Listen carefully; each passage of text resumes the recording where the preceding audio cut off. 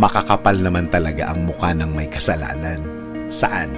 Saan kumukuha ng kapal ng muka ang mga taong sila na itong nagkamali, sila na itong may ginawang kasalanan, sila na itong may atraso, sila pa itong mayabang.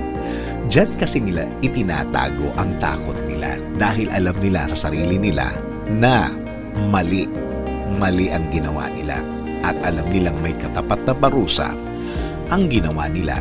Kaya, ang ginagawa nila, gulatan na lang kung sino ang unang masindak sa pekeng tapang talo. Wag papatol. Wag na wag papatol. Makakahanap at makakahanap ng katapat ang mga yan. Oo naman, hindi na magtatagal yan. At kapag nakita na nila ang katapat nila at nabalitaan mo, marirealize mo, tama na nagbigay ka.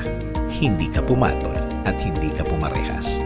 Imbis na manggalaiti ka sa galit, pinili mo ang wag bumaba sa level nila. Oo naman, mas mababa yun sa'yo.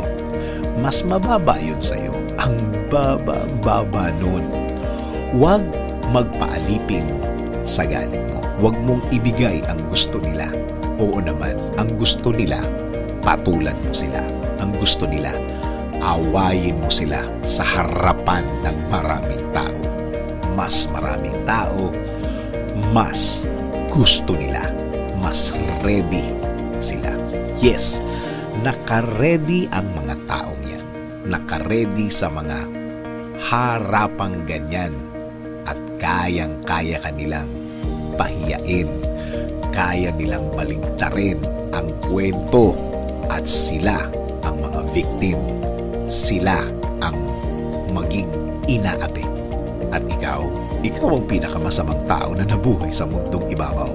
Talo ka kasi sila sanay sa mga ganyan, ikaw amateur lang. Of course, hindi ka sanay sa mga ganyang eksena, talo ka. Automatic. Some people are real. Some people are good. Some people are fake. And some people are real and good at being fake.